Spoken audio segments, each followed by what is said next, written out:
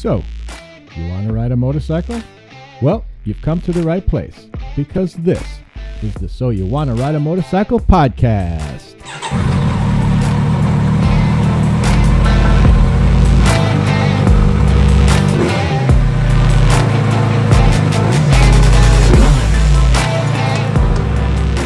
Hello, everyone, and welcome to the show. I'm your host, Chris Geis, and this is episode number 2, the title of which is To Gear or Not to Gear? And that is the question for this episode. So this is kind of interesting. Maybe I'm going to kind of add in some trumpets or something here because I've made it to episode number 2, which, 2 episodes for a podcast is not a big deal. But, once I've released this, I'll have twice as many episodes as I had this morning. So that's pretty good. That's pretty good progress.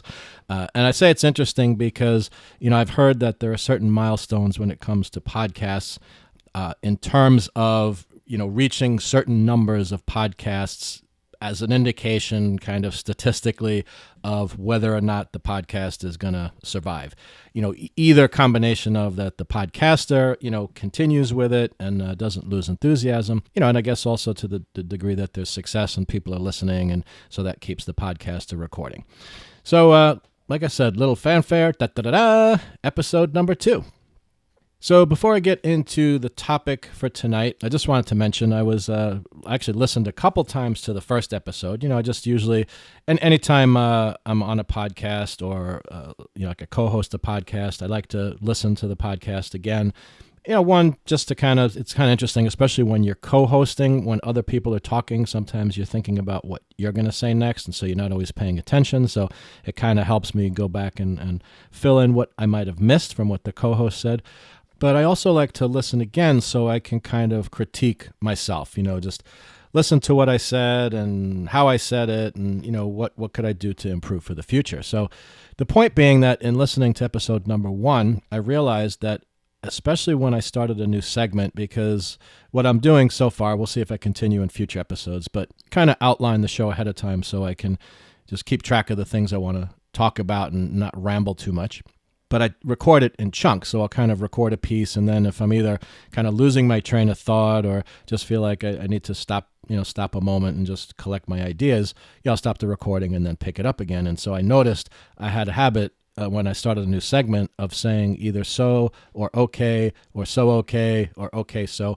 So I actually was thinking of naming this episode So and Okay, which, I didn't do, but let's see how it goes tonight. I'm going to try to be conscious of that and not do it. If I do find myself doing it, then maybe we're going to make a game of it or something where listeners, they listen to an episode and then they count the numbers of so's and ok's, and I don't know, maybe there's some kind of prize awarded or something. But all right, so we'll have to see. We'll have to see about that.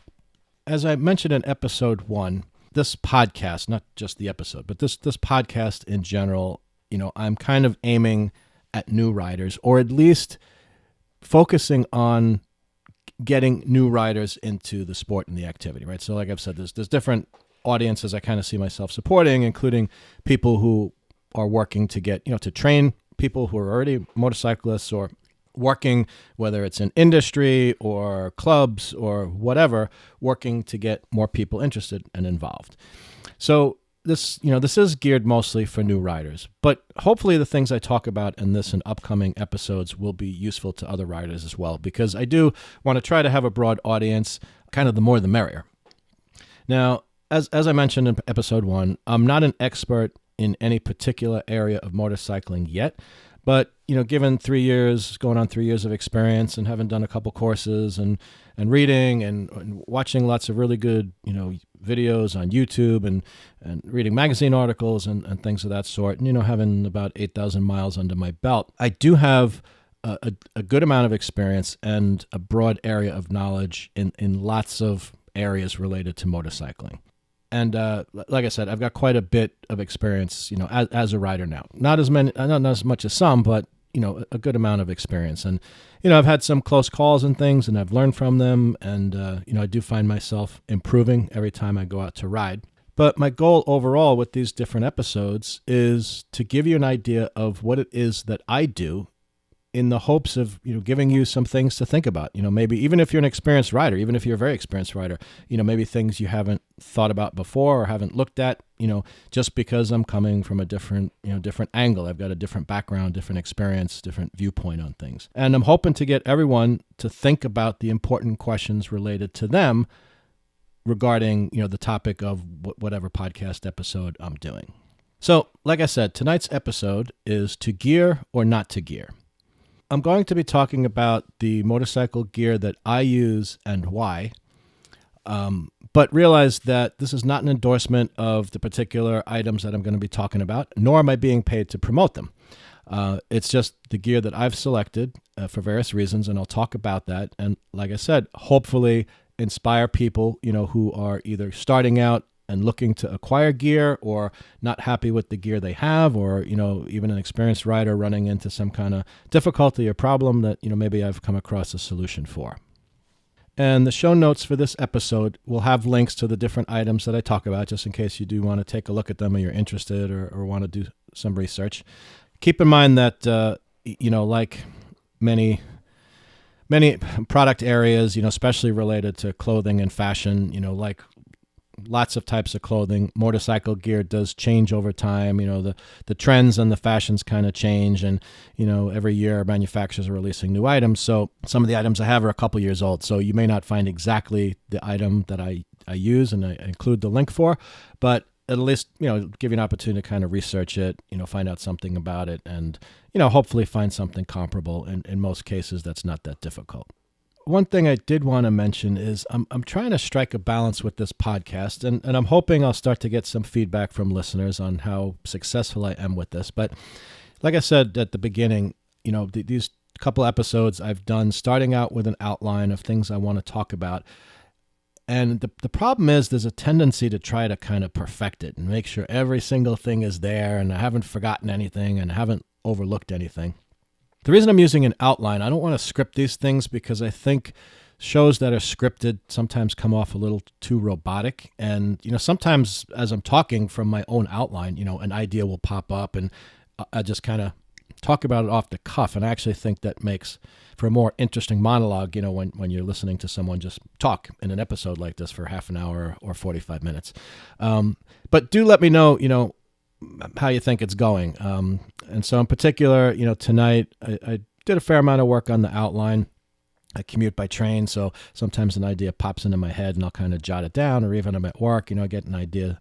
But I didn't want to spend too much time perfecting it, so I kind of decided, let me just sit down and record the episode, because I think it's more important to get another episode out and to get this information out there and just kind of wing it a little bit. And hopefully, like I said, it just makes it a little bit more interesting to listen to. But by all means, write to me and let me know. And you can always contact me at soyouwanttoride@yahoo.com. That's one word, soyouwanttoride@yahoo.com. All right. So let's get on to tonight's topic, to gear or not to gear. So this topic of motorcycle gear can be a pretty controversial topic, and I think for a variety of reasons. One, I think some people kind of perceive that it can interfere with their freedom, and I think for sure one of the things that attracts people to motorcycling is the sense of freedom that you get. You're not in a cage in an automobile or a truck, right, as motorcyclists tend to call them. You're not surrounded by metal. And you also, particularly if you ride off-road, certainly on-road, but particularly if you ride off-road, you just have freedom that you don't have otherwise. You can go in narrower tracks. You can go places you couldn't easily go or not go at all with a vehicle. You can go down alleyways and things of that sort. So that's, I think, one thing. And then the other thing is, there are differences in laws, right? So I'm not aware, my familiarity is the United States and the customs and the laws in the United States. I know in certain other countries, particularly European countries, things may actually be a little more strict, a little more stringent. But one of the things, in the U.S., I'm not aware of any states that require any particular type of gear other than a helmet. And that can vary from state to state, right? Based on how the U.S. government, the U.S. Constitution is set up. States can, to some degree, determine, for themselves the laws that they do and don't want to enact, and, what the legalities and customs of things are within the state itself. And one of those things is on helmets. So there are some states that require a helmet to be worn when you're on a motorcycle for you and passenger. And then there are states that don't require a helmet. And so, like, I know riders, for example, who will carry a helmet so that if they're riding in a state that requires a helmet, they're doing it legally and they're not going to get pulled over and stopped by a police officer. But as soon as they cross a state line into a state where that does not require a helmet, they take the helmet off and then they strap it down on the motorcycle or whatever. Now, that's a matter of personal freedom, a personal choice. And I think one of the things I will emphasize in this podcast, because it's something I believe in, is personal responsibility. For sure, there's a place for various laws and regulations, but I also do believe in freedom of choice. It's a basic founding principle of this country. But the thing is, with freedom of choice comes responsibility. And so, my view is everyone has a personal responsibility to research the topic, research the facts, find out what it's all about, and come to an informed conclusion on their own, and then decide what it is that they're going to do. Because after all, it's your life, right? It's that person's life, and it's up to them to choose, how they want to live it. So long as, in my viewpoint, they're not interfering with the liberties or freedoms of someone else, or, causing potential risk or harm to someone else. Now, another reason that some people may be opposed to gear is that it can be uncomfortable. And that's why it's very important to find the correct gear and make sure that it fits right, even if that means shopping, finding a store with qualified salespeople who can help you out, or going shopping, with a friend or a family member or someone else that rides and has experience and can help you select gear that's going to fit right.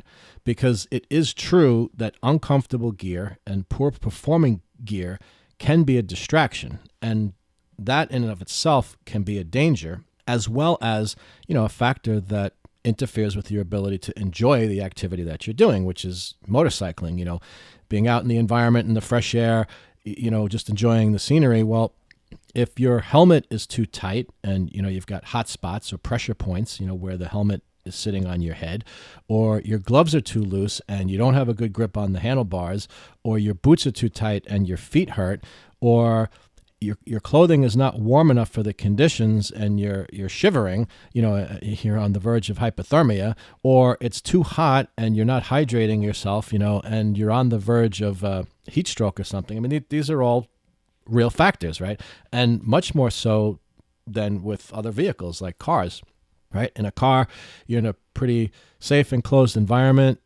Nowadays, pretty much every car, right? You've got air conditioning and you've got whatever, you've got heated seats and heated steering wheel and a windshield defroster and, heated mirrors so that they don't fog up and everything.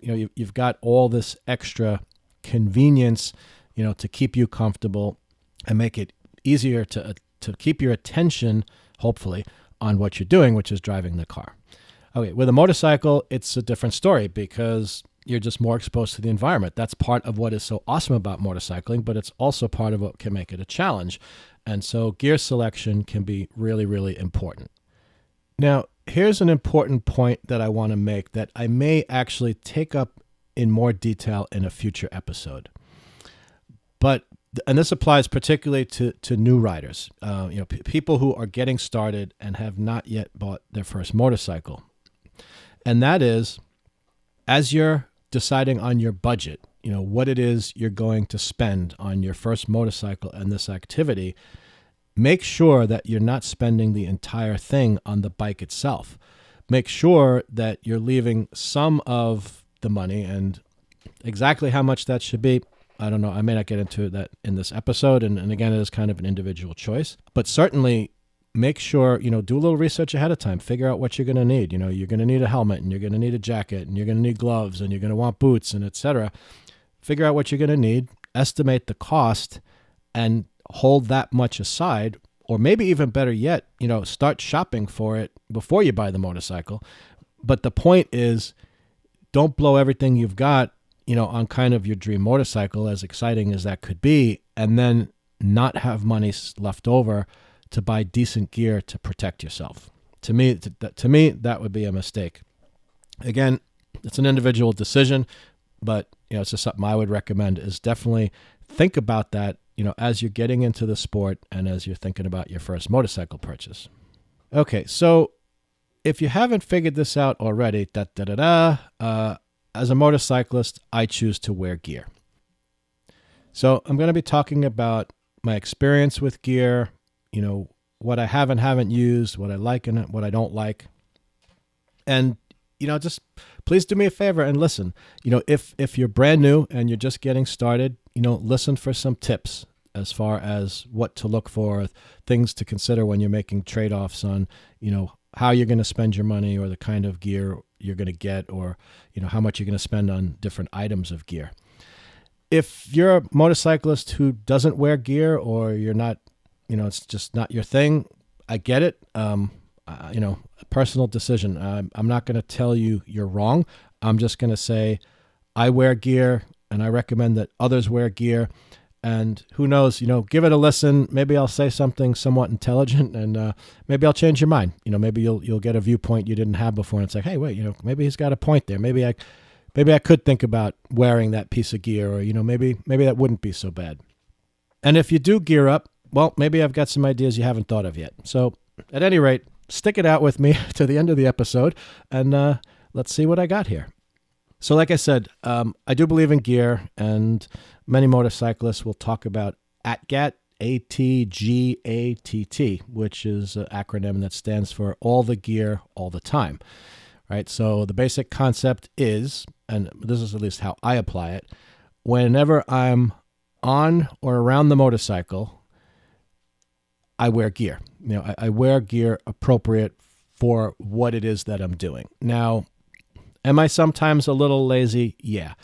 Do I sometimes get on the bike in the driveway because I got to move it or I'm going to do some work on it and I'm wearing my sports sandals and, not boots? Yeah, I do. Is it a risk? Yeah, honestly, it is. I mean, I haven't had a problem yet, but the thing is, you're dealing with a piece of machinery that is fundamentally unstable in various ways, especially at low speed or when it's not moving, right? So depending on the motorcycle you've got, let's say it weighs anywhere from 350 pounds to possibly as much as 1,000 pounds. Now, depending on your size and your stature and your strength, you're going to have various abilities to dealing with the weight of this thing. Now, if you have a motorcycle stood up, right, and the kickstand is up and you let go, guess what?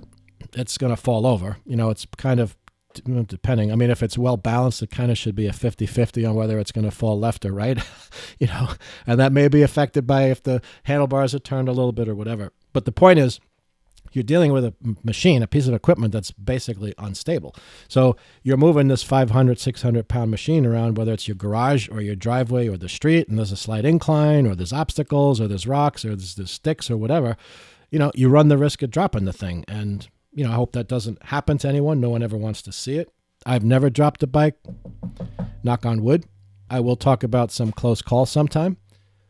But the point is, if you do drop the bike and let's say the peg or the kickstand or something lands on your foot, or, your foot ends up under the wheel or some other sharp or heavy part of the motorcycle, or even worse, you lose your balance either, because the bike is falling over or an attempt to save the bike from falling over, and then you end up under the bike, especially if the motor's been running. You've got a hot motor, you've got a hot radiator. If it's a water-cooled bike, you've got a greasy chain, God forbid that the engine is, that the engine's running, right, where potentially you could have problems there. But so the point is, it's just something to factor in. It's something to think with.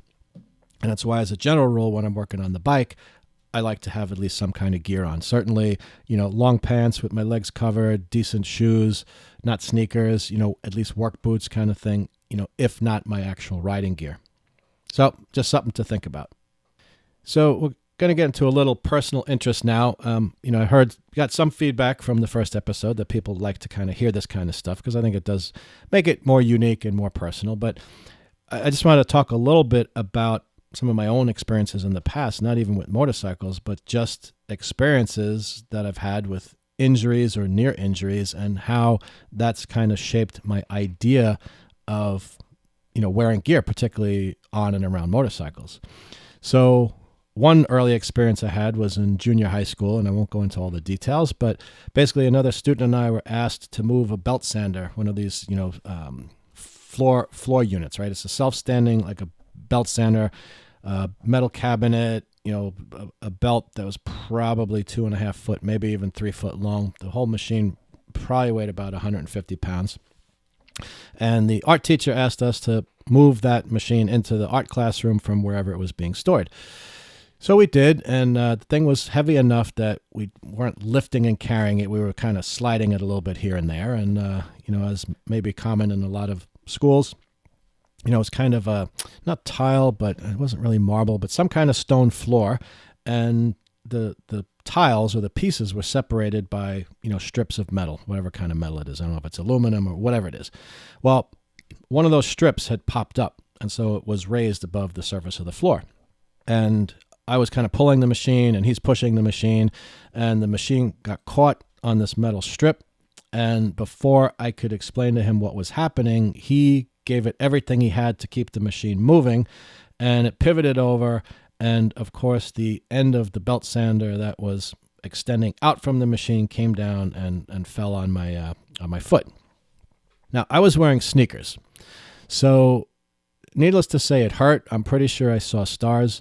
But so I kind of stopped what we were doing. I walked into the classroom and I sat down in a chair, and I knew I had a problem when I looked down at my sneaker and I saw blood leaking out, right? So I'm not trying to gross anybody out, but that's just what happened. And I won't go into further details.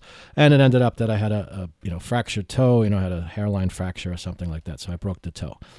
So what's the point of the story? The point of this story is, had I been wearing at least leather boots instead of sneakers, or even better yet, steel tip shoes, yeah, I would have felt the impact, and maybe it would have stung, and maybe I would have had a bruise or something like that, but it wouldn't have broken my toe. And, I wouldn't have been laid up for a couple weeks, having to hobble around on crutches. So that was one example. Another thing, I guess when I got into my 20s, I always loved to ride bicycles, on the road, 10 speeds, 12 speeds, whatever they were at the time. But when I got into my 20s, thereabouts, I started riding mountain bikes, riding off-road and doing, not some of the crazy stuff I see on YouTube nowadays, but, some pretty decent terrain stuff, uphills and downhills and some fairly high-speed stuff. And, in some cases, it's like single track and you're wending and weaving between trees and things like that. And guess what? It sometimes happens that you flip over the handlebars. So I'd always worn a helmet anyway, just because I'd had experiences road riding where, I had cars almost run me off the road or all kinds of things. I mean, I remember, being on a bicycle road trip and having a convertible full of teenagers ride by at 50 miles an hour and throw a cup of ice out the window. And I got to tell you, ice cubes at 50 miles an hour don't feel too good, especially on your back, right? So it's kind of things like that. I was like, okay, well, because things can happen that are beyond your control, right? I didn't expect to be riding a bicycle on this 2-lane, nice, quiet country road and have ice cubes come flying at me at 50 miles an hour. So that's the thing too, like why I emphasize the importance of gear is, yeah, you never want to have to need the gear. You always want to be a smart rider, and you want to be educated and trained so that you're as safe a rider as possible. But there are factors that are outside your control, and these things can happen. And the fact is, if you've got some gear on, it can help. It may not stop the thing from happening, but it certainly can reduce the damage that occurs. So anyway, so back to the mountain biking. So yeah, so it's not an uncommon thing to run up against something, lose your balance, get stuck in a rut, hit a tree root, and you kind of go down and flip over the handlebars. So, I learned, definitely want a good helmet. I never wore pads and stuff like that, but even nowadays, that's probably not a bad idea. You see people who ride off-road motorcycles like motocross and stuff like that. They have all kinds of protective chest plates and things like that. Now, I don't go to that extent riding on the road, but, there is gear like that that's available because people have learned through experience that, hey, bad stuff can happen, and this kind of gear can really help out. Another example, riding skateboard as a teenager. I used to love riding a skateboard, and it's a big hill in front of the house, and here I am heading down, getting a good clip, lost my balance, fell off the skateboard, and landed on my tailbone, which I've got to tell you, if you've ever experienced it, that was probably the most painful thing I've ever experienced in my life, and particularly because there's like nothing you can do to alleviate the pain. It's like if you get punched in the face or, you get hit in the arm or whatever, some big impact or cut or something, you can usually do something, put some kind of pressure on the injury or the cut or whatever it is, the site of the impact. You can put some kind of pressure, you can put an ice pack, you can put a something, and it kind of alleviates it. But something like that, like bruising your tailbone, it's like you can't, at least I couldn't figure out, like you can't really get to it. You can't really relieve it. And I just remember kind of just hopping around like in the road. My friends thought I was nuts because it just hurt so much and nothing I could do would get me away from the pain. All right. So again, point is there actually is gear that would help with that. Like for example, I have armored pants that have a pad, over the tailbone. Now, thank God I haven't needed it. So I don't know how effective it would be, but I have to think it would feel a lot better than having no pad, and hitting your tailbone on the asphalt like I did. Okay, one last story, and hopefully I'm not boring you with this, but it's actually kind of interesting just to think back on this stuff. And that is in my 30s, I guess, I got really interested in rollerblading. I was doing that a lot. And I don't know if someone, when I bought the rollerblades, mentioned something, or I was talking to people who rollerblade, but I decided pretty early on to get some gear. I had experience ice skating and roller skating and stuff as a kid, so I knew I had a decent sense of balance, but I wanted to protect myself, so I got elbow pads and knee pads and fortunately wrist guards. And basically what it was like a nylon wrap that goes around your wrist and with this very sturdy, I guess plastic, but a really kind of impact absorbing plastic, not something brittle, that went from the palm of your hand, over the wrist to just the beginning part of your forearm. Right. And then this whole thing is Velcroed around.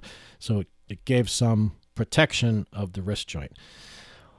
Well, thank God I had that thing, because actually I was rollerblading in New York City. It was in Queens, if anyone knows that area of New York City. In a neighborhood street, there's a lot of cars on the street, but it was not an active street, so it wasn't like a problem with a car. But I came off the sidewalk, transitioning onto the street, and I lost my balance. I don't know why exactly. The rollerblades went out from under me. I fell backwards, and of course, the first reaction, is you put your arm out to kind of catch the fall. And so I landed right on basically like the heel of my hand. Now, I can tell you, I'm 6 foot tall, and at the time I probably weighed 190 pounds or something, right? So that's a fair amount of mass hitting, hitting the ground, on one joint. So I can tell you it did not feel nice. I felt the impact of that. But I'm pretty certain if I hadn't been wearing that wrist guard, I would have shattered my wrist. And that could have been really unfortunate. You see people that have bad injuries like that, and it is not a nice thing to have to deal with. So anyway, so that was another lesson about, fortunately I had the gear on, but a lesson about the importance of the gear. And so fortunately I didn't break the wrist or anything. It was bruised. It did throw bones out of alignment. Actually, the chiropractor adjusted the wrist for me because it was kind of awkward and uncomfortable, and I had no strength or no power. It was in my right hand, and he just kind of did a quick little feel around, clicked something into place, and then it was all back to normal. But if I hadn't had that wrist guard on, I don't know. It would have been surgery, and who knows how much metal and plates and things would have had to be in there just to put it back together. So I guess the point being that all these kind of experiences, just over the years have kind of convinced me that there's a reason that we have gear, and it's definitely worth wearing. I want to talk a little bit now about the approach I took to choosing gear when I first started motorcycling, back in kind of spring, summer of 2016. Now, this is the approach I took, and I think this worked pretty well for me. You have to evaluate it for yourself and see if this is the approach you want to take, and other riders, might advise you otherwise. But my basic approach was I was aware that there was lots and lots of gear and types of gear available on the market. There's dozens and dozens of manufacturers, and within a product area, just helmets. There's so many styles and choices of helmets and quality of helmets and price and jackets and gloves and the whole thing. So I didn't want to be too overwhelmed by the whole thing. So that was one thing. I didn't want to. I wanted to get started motorcycling. I mean, like I said, it was kind of spring, summer, and the season's not long enough as it is, and I've got so many other things going on, and I work a lot, and I do a lot of volunteering at my church, and so there's a lot of things that are important to me, other than motorcycling and family and all of that. So I didn't want to get caught up, spending weeks and weeks and weeks researching gear, and although if that's your thing and that's what you want to do, by all means, more power to you. But I wanted to get going. I wanted to get started riding. I wanted to be sure it was something I really, really was going to enjoy before I went to all that effort and spent lots and lots of money. And then the other thing was I wasn't sure what type of gear was going to suit me the best. So my basic approach is I chose to, buy equipment that was in my view, not overly expensive, not breaking the budget, seemed to be adequate for the task, safe enough for the kind of riding that I was going to be doing. And honestly, a lot of my gear I bought at Cycle Gear. Now, again, this is not, I'm not promoting Cycle Gear. I'm not getting, they're not sponsoring me. I'm not getting paid to talk about Cycle Gear. But one of the reasons I went that route, I'm very fortunate. I've got a Cycle Gear that's about 15 minutes away from me. So it was very easy to, shop online or at the store. Sometimes I would go to the store, but even just because the store doesn't always stock everything, or they don't always have the size or the quantity, or, sometimes they're out of stuff, could shop online, get it shipped home, try it out. If I didn't like it, it wasn't suitable, 15-minute ride, and I brought it back to the store. And they brought it back and gave me my money back, no problem. So it was really easy to buy online and be able to return easily. I didn't have to pay shipping and all that kind of stuff. So that's a kind of thing to think with and keep in mind. Now, one thing I do want to mention about that approach of, let me get something to get started and see how I like it, and, maybe not the best quality thing or the most protective garment or piece of gear. The problem is I've collected a lot of pieces of gear. And this is probably true of a lot of motorcyclists. I don't think it's unique to me. But I'd say in my closet, I probably have 5 jackets for motorcycling, 2 pairs of riding pants, 6 pairs of gloves, 4 pairs of boots, and I've got 3 helmets. Now, that's not necessarily a bad thing. I've used it all. I think I could easily say I've gotten my money's worth out of every piece of gear. Like, even let's say I spent $30 on a pair of gloves. Okay, well, it let me go riding with at least some protection on my hands. And, if it was, 500 miles of riding, well, there was definitely some value to that. So not only do I feel I got my money's worth out of it, but in all honesty, I've got spare gear now, right? So if my favorite pair of gloves is a problem or it falls apart or I lose it or whatever, I've got a backup. And then the other thing too is, if someone comes by and we want to ride together and they don't have gear, or, a relative comes from out of town or whatever, or teaching someone to ride, I've got some extra gear on hand. So overall, not a bad thing at all. Like I said at the beginning of the episode, keep in mind that gear does change frequently. So, products within a line will change from year to year, every couple years, and you may not be able to get the exact items that I talk about, but at least you'll get an idea of the kind of things that I use. So keep in mind that when you're on a motorcycle, and in particular, this is something to really keep in mind for passengers. If you're someone that rides on the back of a motorcycle and is listening to this podcast, awesome, because then there's some things in here for you. But particularly if you carry passengers on your motorcycle, realize they are as prone, or there's as much, or if not more, risk for them as a passenger as for you as a rider. And in general, and I don't know exact statistics to quote, but I think you'll probably find that in situations where there's an accident with a motorcycle involved and there's a rider and a passenger, the passenger probably usually comes out the worse. One, because they're not necessarily prepared for what's happening because they're not on the bike and they're not seeing what the driver is seeing. But also because they don't have as much to hold on to. And particularly if it's like a sport bike or something like that, they're sitting up higher. It's all kinds of factors. So this applies to passengers as much as it does to the rider. But the thing is, you're not in a car. It's not the same. You're not inside a metal cage. You don't have any roll bars. There's no crumple zones. You don't have any bumpers. There's no seatbelts to restrain you. There's no airbags to reduce the impact. Basically, your body is going to take the place, or your body and what you're wearing, the gear that you're wearing, is going to take the place of those things.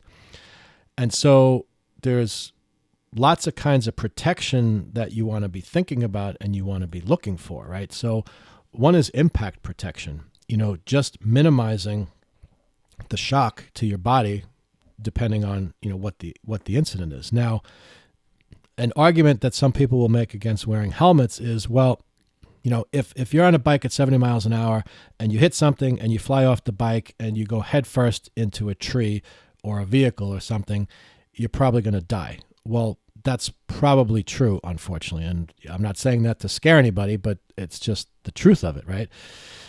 But the thing is, that's not the only kind of impact you could have.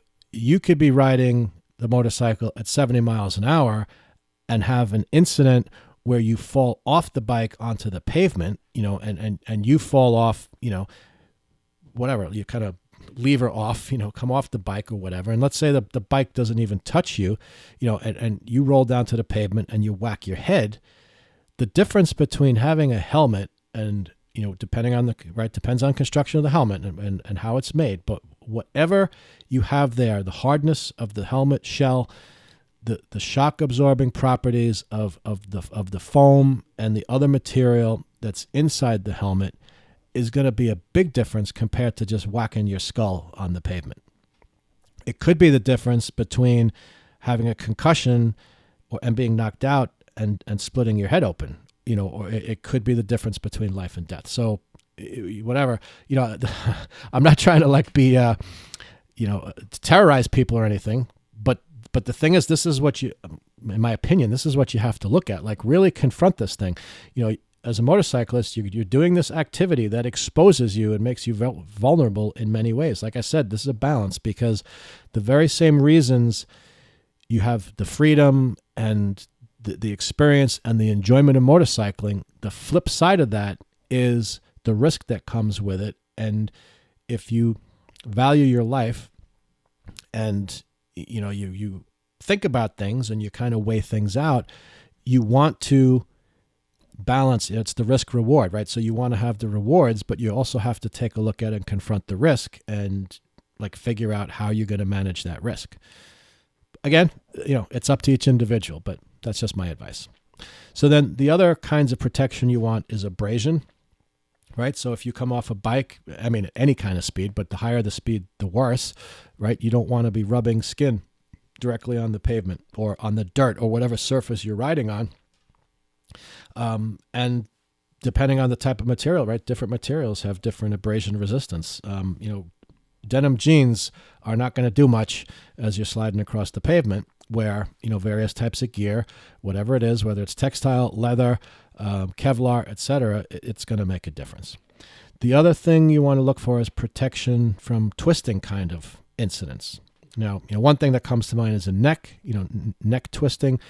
A helmet, isn't going to particularly protect you against that very much, although, and I won't go into details in this episode because I'm not super familiar with them, but be aware that there's more and more technology coming out on the market where basically airbag type technology is being made available or as an add-on or included in certain kinds of equipment. So for example, there's something called a Helite vest. I'll put that in the show notes, which is basically a vest you wear outside your body that's got a CO2 cartridge, and you've got a cable connected to your motorcycle, and if you come off the motorcycle hard enough that it pulls that cable, then the vest will expand and will give you some additional, shock absorbing and whatever. And the point I'm getting to is, depending on how such a thing is designed, and there are now jackets that have like airbag type things built in, made by Alpenstars and Dainese. It's actually built so that there's a piece that comes up around your neck, so it can actually, to some degree, may not immobilize, but keep your head, from bouncing side to side or maybe twisting too severely. So even that is possible. But certainly, wearing decent boots, especially if they've got some kind of, nice, strong, rigid outer shell, could keep you from twisting and breaking an ankle.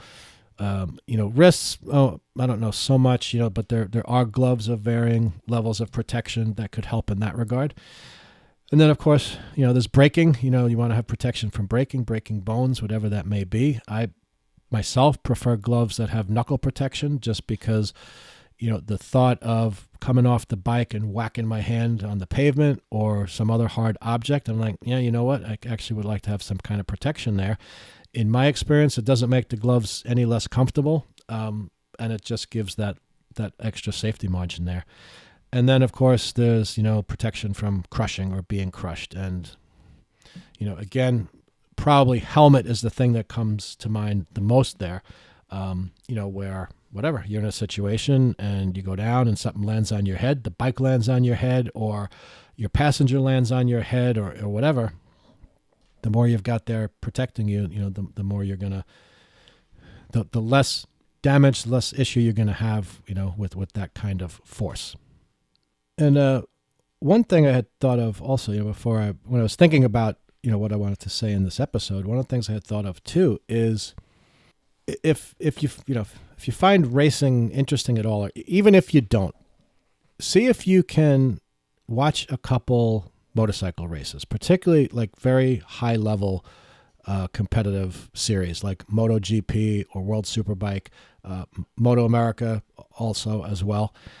And the thing being, what I mean, I'd say, I can't say with 100% certainty, but it's probably pretty true that every race there's at least some kind of incident of at least one rider coming off the motorcycle, off his motorcycle.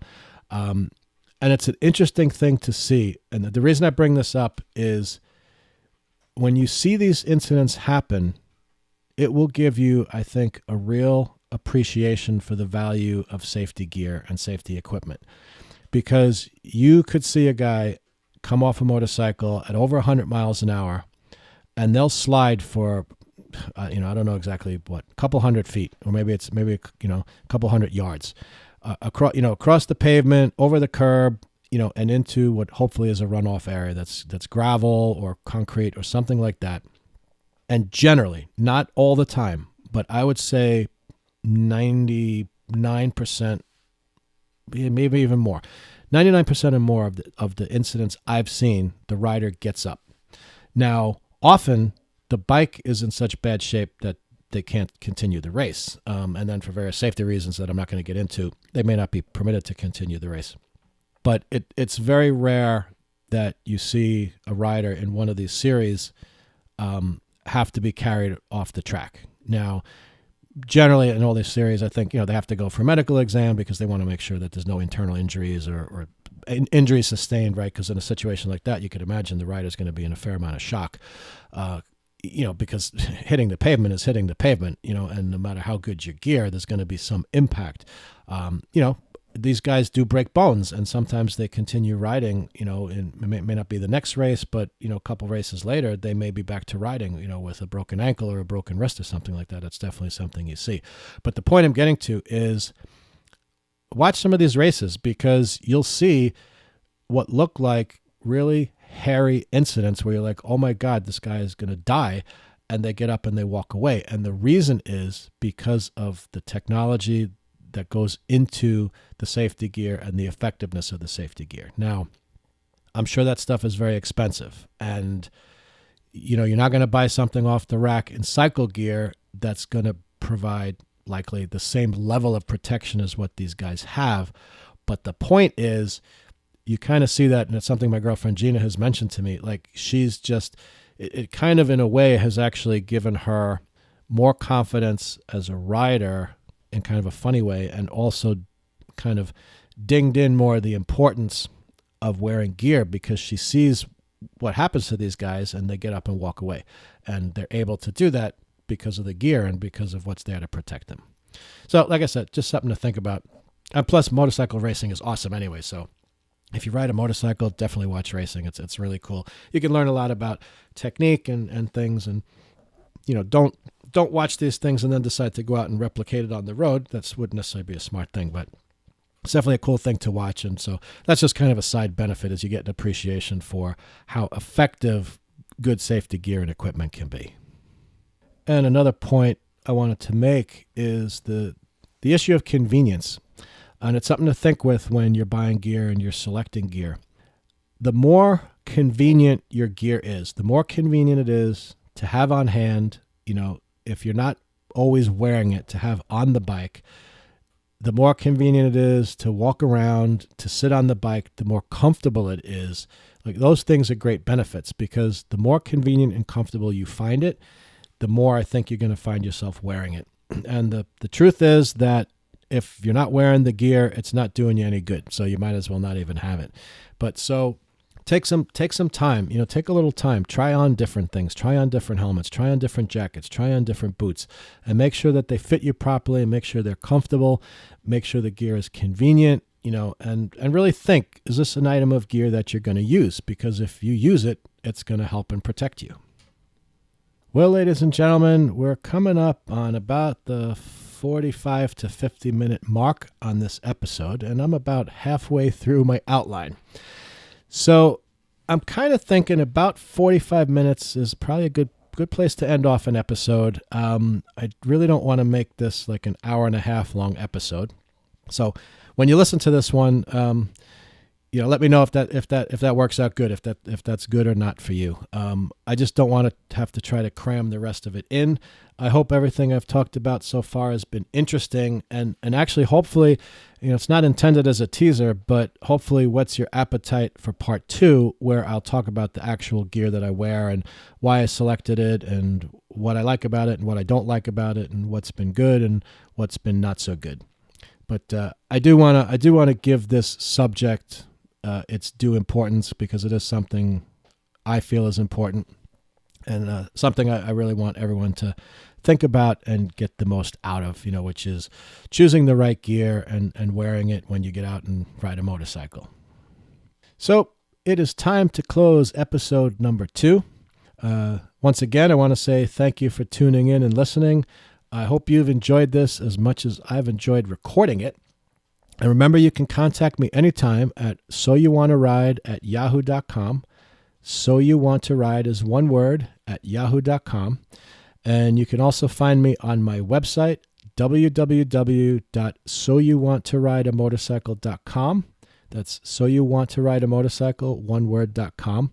I know it's a little bit long, but I just happen to like that title. So it's a little long, so what? And on the website, you'll find my Twitter account and Facebook. I could kind of tell you all that stuff, but it'd be easier if you just go to the website and click the link.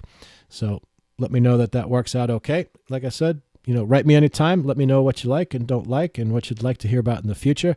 I do want to make this as much as possible a podcast that is geared to the needs of my audience. I have lots of things to talk about and lots of ideas, but as much as possible, I want to be talking about the things that you want to hear about, that you're not finding elsewhere. Definitely do check out my Facebook page. Again, you'll find it on the website.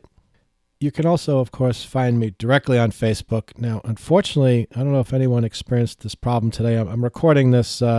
It's Wednesday, March 13th, around noon Eastern time. Facebook kind of broke. I was having all kinds of trouble, and I was doing some research on the internet, Google or whatever, and there was other people finding the same issue, and Facebook had actually put some tweets out on their Twitter account just mentioning that there were some problems for some people.